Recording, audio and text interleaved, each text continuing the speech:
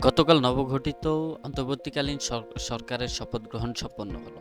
এবার জানা গেল প্রধান উপদেষ্টা সহ কোন উপদেষ্টা কোন কোন মন্ত্রণালয়ের দায়িত্ব পাচ্ছেন। চলুন জেনে নেওয়া যাক উপদেষ্টাগণের দায়িত্বপ্রাপ্ত মন্ত্রণালয়ের নাম।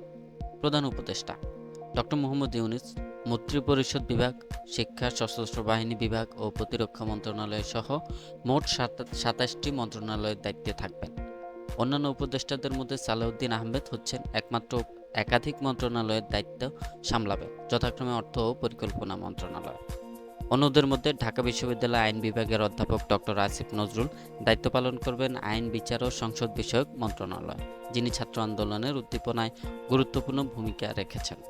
ছাত্র আন্দোলনের অন্যতম সমন্বয়ক নাহিদ ইসলাম ও আসিফ মাহমুদ সজীব ভূঁইয়া যথাক্রমে ডাক, টেলিযোগাযোগ ও তথ্য প্রযুক্তি মন্ত্রণালয় এবং যুব ও ক্রীড়া মন্ত্রণালয়ের দায়িত্ব পালন করবেন।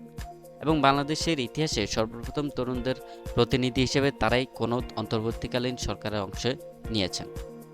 এই সরকারের আরেকটি বৈচিত্র্যায়নের নীতি অনুসারে বিশাল ইসলামী বিজ্ঞ সমাজের প্রতিনিধি হিসেবে ডক্টর আ.ফ.ম. খালিদ ধর্ম বিষয়ক মন্ত্রণালয়ের দায়িত্ব পালন করবেন।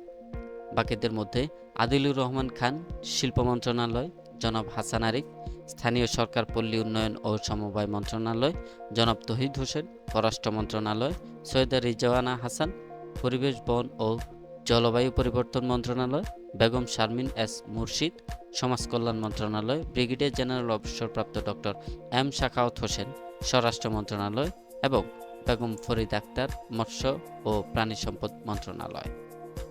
এবং এদিকে মিস নূরজাহান বেগম স্বাস্থ্য ও পরিবার কল্যাণ মন্ত্রণালয়ের দায়িত্ব পালন করবেন।